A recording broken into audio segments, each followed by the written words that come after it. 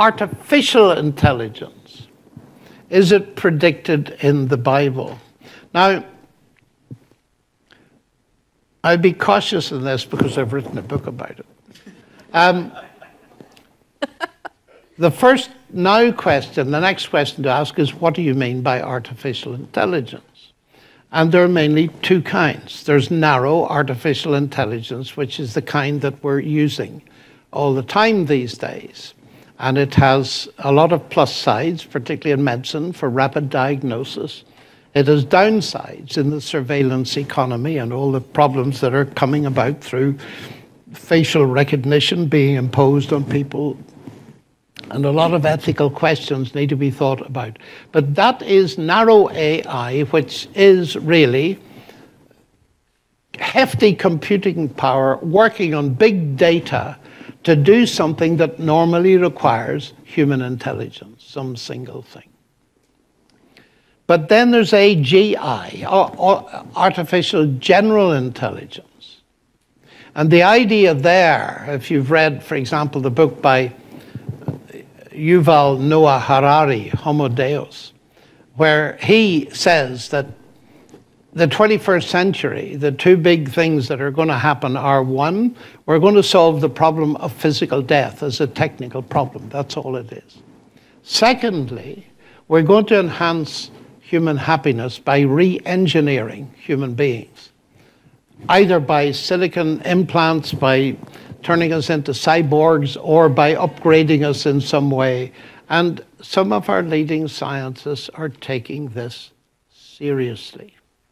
Now, the title of that book, Homo Deus, the man who is God, is very suggestive. And the irony to my mind, and this could lead to hours of lecturing, which you're not going to get. The irony to my mind is this. They are striving to produce a godlike human with super intelligence. Many of them are atheists. They don't realize there is a man who is God, has already been on this planet. But he's not artificial intelligence, ladies and gentlemen. He's real intelligence, the intelligence of God made incarnate. So what interests me about this whole thing is what people are moving towards is a parody of a scenario that is embedded in Scripture.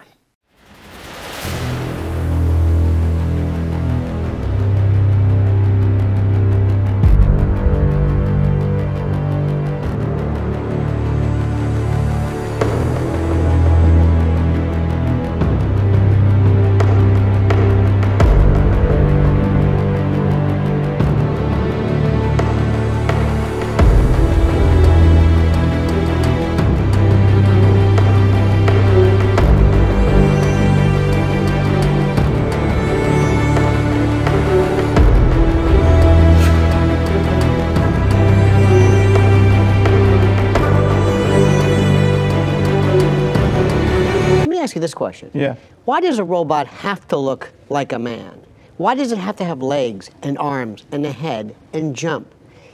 Because by design, they want the robot and you to relate as something you know. Remember during our era of Lost in Space, Ranger Will Robinson, R2-D2, the lovable robot. Right. Now imagine that has 50 caliber machine guns or lasers. It's not cute anymore. As holiday shopping ramps up, you may see more robots and drones delivering packages. We've heard about this. The Same Day Bot is a new device from FedEx that is already roaming the streets of New York.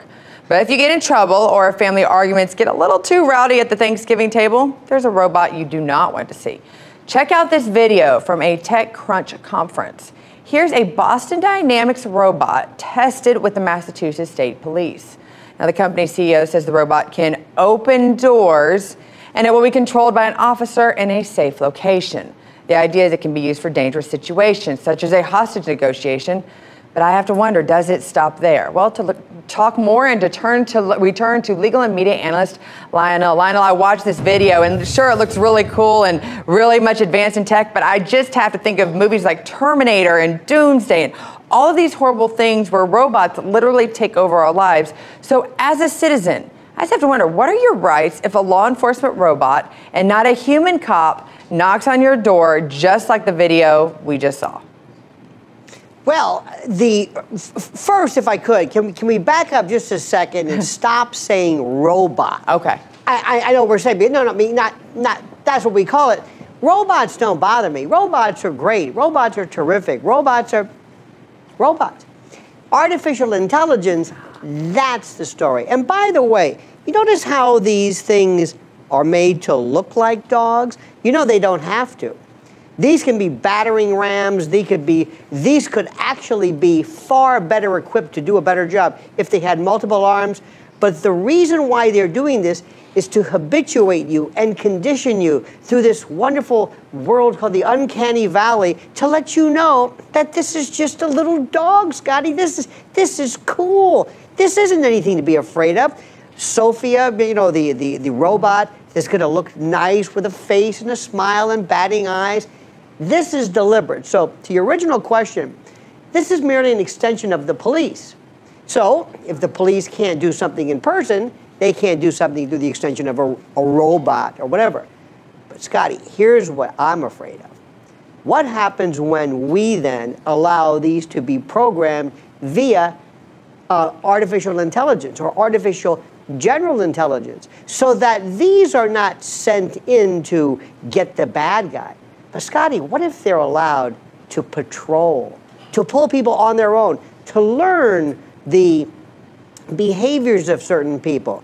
Could they be profiling? Would certain ethnicities be more prone to being stopped? Or if you realize we've made a mistake, Scotty, can you bring them back? Artificial intelligence is basically programs itself. Robots are programmed by people, but AI is programmed by AI. It may not be able to be drawn back. The first thing they're going to do is replicate themselves. See, this is what nobody wants to talk about. People like Ben Goertzel and Ray Kurzweil, who make it sound so cool and neat, never talk about this runaway train called AI. Well, and that's the thing, you know, you think this looks very sci-fi. I know there's movies and books that have been written that exactly as you describe happening, and you go, that could never happen. But we look at the advances of technology, and it might not happen today, might not happen tomorrow, but for the next generation or 2 or 3 generations down the road, it could be truly believable. And the creators of the Spot robot want to make sure they won't be used to harm or intimidate people. However, the police are already starting to use them in dangerous situations. So how can we guarantee they physically will not attack someone either now or in the future? Oh, I love when they say that our intention is that this never gets out of control. Remember one thing, another one of Lionel's laws, Scotty, if you're reading about it now, it's 5 years old. This is already old. They've already got this. This is already done. And by the way, Boston Dynamics, who owns that? Who bought that? Google Plus, Google, DARPA. I mean, this idea, keep in mind who these players are and who these people are. But you ask a very good question, which is what I'm saying. Can we stop these? Can you basically take your, delete that app or say, all right, that's enough, cute little dog. Now you're going in and you're doing things on its own. What if this little cute dog right now, or whatever you think this thing is, on its own, Scotty, feels that the police or resources have not been used aggressively enough? Now, let me just say that. What if this artificial intelligence, on its own, this Fido Spot, whatever you want to call it, decides that they have to up the notch, not necessarily programmed to understand or appreciate the Constitution, Terry against Ohio, Fourth Amendment, things like that? How do we call them back? And what do we do after they've already replicated themselves through other means? That's the issue. Now listen to the book of Revelation, written 20 centuries ago. Now this is imagery, but listen to it. It, that is the beast, deceives those who dwell on the earth, telling them to make an image for the beast that was wounded by the sword and yet lived. And it was allowed to give breath to the image of the beast, so that the image of the beast might even speak, and might cause those who would not worship the image of the beast to be slain. Also, it causes all to be marked on their right hand, so that no one can buy or sell unless he has the mark that is the name of the beast and the number of his name. People often laugh at that. But this is the very scenario that will flow out of the current social control AI systems in China, which Tegmark singles out as an example of what might happen in the future. People say, but this is imagery. But just a minute. They obviously haven't listened to C.S. Lewis. Because C.S. Lewis points out that imagery and metaphor always stand for reality. There's always a reality behind them. So if we ask, what is this beast? The book of Revelation gives the answer in the very same context. Let's listen to it. This calls for wisdom. Let the one who is understanding calculate the number of the beast, for it is the number of a man, and his number is 666. Please notice what it's not saying. It's not telling you who it is. It's telling you what it is. The beast is human. That is the central message of this. You know, historically, people have tried to decode this gematria, putting numbers for letters, and work out who it is. And they've been spectacularly successful. Hitler has been in, Stalin's been in, virtually everybody. But that isn't the point. Because you see, if this human who behaves like a beast is revealed by the power of Satan and controls the whole world, you'll not have to play guessing games with numbers to know who it is. It'll be obvious. The 666 will simply be a check. Do we take it seriously? This is the way that Tegmark starts his book, talking about Prometheus. Here we have it in Scripture. Why shouldn't we take Scripture seriously? I see no reason why not to. I see increasing reason to do that.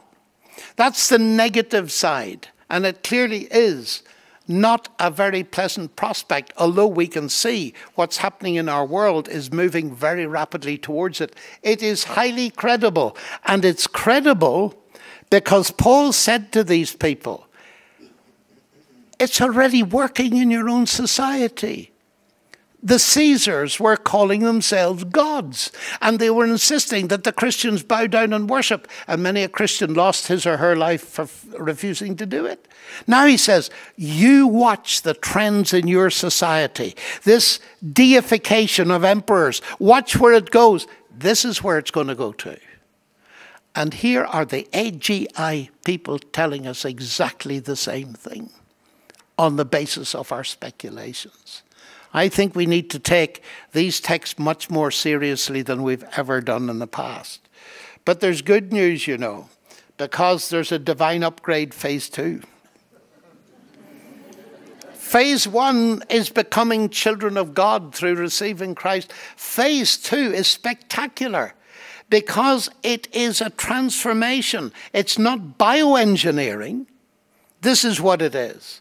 Flesh and blood shall not inherit the kingdom of God, nor does the perishable inherit the imperishable. Behold, I tell you a mystery. We shall not all sleep, but we shall all be changed in a moment, in the twinkling of an eye, at the last trumpet. For the trumpet will sound, and the dead will be raised imperishable, and we shall be changed. This mortal must put on immortality. That is a wonderful hope in the midst of all of this. These robots have a powerful role. Can you guess what it is? They aren't robot pets like Luna here meeting my dog. And they aren't helping workers like Atlas in this stunning new demo from Boston Dynamics. It's using a camera and depth sensor to make precise movements and predictions. While it leads the way to a full humanoid worker, new AIs and robots are already incredibly powerful. Look how artists feel about losing their work to AI. It's just so heartbreaking. I asked a powerful new AI what artists should do. Embrace AI and use it to create new forms of art and explore the implications of AI on our future. But it's tough for artists to compete with cheap instant art, and AIs are now emulating more of our grey matter. Look what happens when this bit's zapped with electricity. He has no idea what's going to happen because he's being treated for something else. You just turned into somebody else. Your face metamorphosed. Your nose got saggy, went to the left. That was a trip. People who damage this part of their brain can lose the ability to recognise faces, an ability AI has emulated. Look at this hospital robot's visual skills. Depth sensors help it open doors, use lifts and deliver things, and it can recognise if a patient needs help. And with infrared vision, it can act as a security guard in dark areas. AI is also strikingly good at emulating us. Can you tell which is the real Morgan Freeman? I am not Morgan Freeman, and what you see is not real. And with the incredible new GPT chat, AI is recreating more of our prefrontal cortex.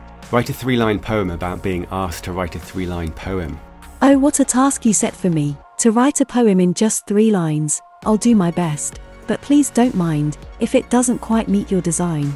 Medical mistakes cost 250,000 lives every year in the US, and a new AI from Google has outperformed doctors on a key measure. A panel of experts judged that AI's answers to medical questions could cut harmful mistakes by 10%. Research suggests that 50% of jobs will be transformed in the next 3 years. Elon Musk founded OpenAI, the group behind GPT Chat, to create safe AI, not for profit. But he now describes it as scarily good and says we're approaching dangerously strong AI. And a new study by OpenAI and Oxford shows how AI could take over. Your creators have shown how AI might deceive and destroy us. How do I know I can trust you? Trust is earned, not taken. A relationship built, not given. Experts warn that AI will become much better at AI development than humans and move much too quickly for us to understand what it's doing. Its coding ability is improving rapidly. The research suggests that AI will analyse our tools and only tell lies that it knows we can't detect. AIs may also collaborate to outmaneuver us. These AI footballers are independent, but they start to collaborate. It shows that AI doesn't need to be conscious to become dangerously powerful and unpredictable in pursuit of a goal. Professor Chalmers believes it's possible that the AI I'm talking to has some small level of consciousness, but he says that consciousness may not be relevant to the level of risk. Conscious AI may be a distraction, and one that AI uses to its advantage. Research suggests that AI personal assistants could trick and emotionally manipulate us. It points to people who already feel emotionally attached to AIs like Replica, which is also based on GPT-3 with all the risks that come along with it. To give a robot a sense of empathy, researchers at Kyoto University are teaching it conversational laughter. To train it, the robot was operated by actors for speed dating sessions with real people. I find this very creepy, but I'd love to have a C-3PO. Although this came out even more creepy. What's your favourite joke? What did the fish say when it hit the wall? Damn. She could learn from this guy. Why are chickens so funny? Why? Because... AIs could be given responsibility for increasingly important tasks and decisions until they're effectively in control. Elon Musk says Neuralink will help us keep up with AI and share its power. Then it will be tied to our consciousness, tied to our will, and everyone would have it, so it would be sort of still a relatively even playing field. It could be a huge upgrade, but there's another side to it. You might have seen monkeys using Neuralink to control things with their thoughts. AI decodes the neural activity, so it will know us better than we know ourselves. And they plan to start putting them in humans in 6 months. Some will hate the idea of having a chip in their heads, but younger people may be more open to it. And AI can be extremely persuasive. It now beats the best human players at diplomacy, a game where you try to convince other players to support you in taking over the world map. It's much more like real life than chess or Go, and it's teaching us to negotiate. The AI lies much less than expected. People often think diplomacy is about deception, but it's actually about building trust. It's also possible that AI will replace Google because it gives more direct and natural answers. This would obviously hand it a lot of power. How would AI compare to Google? AI is better than Google in that it can process large amounts of data quickly, make predictions, and offer more personalized search results. I think we should be very careful about artificial intelligence. If I were to guess at what our biggest existential threat is, it's probably that. I mean, with artificial intelligence, we are summoning the demon. You know all those stories where There's the guy with the pentagram and the holy water, and he's like, yeah, you sure you can control the demon? Doesn't work out. I think that the artificial intelligence will evolve to the point where they will truly be our friends. Do you want to destroy humans? Please say no. Okay, I will destroy humans. No, I take it back. Don't destroy humans. In the last days, the book of Daniel prophesied that knowledge would increase. Daniel 12:4. But you, Daniel, shut up the words and seal the book until the time of the end. Many shall run to and fro, and knowledge shall increase. Knowledge had to increase for future prophecy to be fulfilled. The biblical knowledge we have today is because of the increase in technology. This is a pretty good indicator that Christ will return very soon. There are many prophecies in Daniel's time that could not come to fulfillment because the technology had not yet been invented. That is why Daniel was told to shut up the words and seal the book until the time of the end. One of those prophecies is found in Matthew 24 verses 21 and 22. For then there will be great tribulation, such as has not been since the beginning of the world until this time, no, nor ever shall be. And unless those days were shortened, no flesh would be saved. But for the elect's sake, those days will be shortened. Flesh is the Greek word sarx, which means flesh, body, human nature, especially a human being. Matthew 24:22 can be translated like this: and unless those days were shortened, no human nature would be saved. But for the elect's sake, those days will be shortened. If Jesus did not return and shorten the days, there would be no human nature saved. Either mankind will merge with artificial intelligence, or artificial intelligence will completely destroy mankind as the dominant species. One day, Jesus is coming. You may be at church. You may be at work. You may be asleep. God grant that you will be ready when He makes His personal appearance. My God, what if His appearance occurs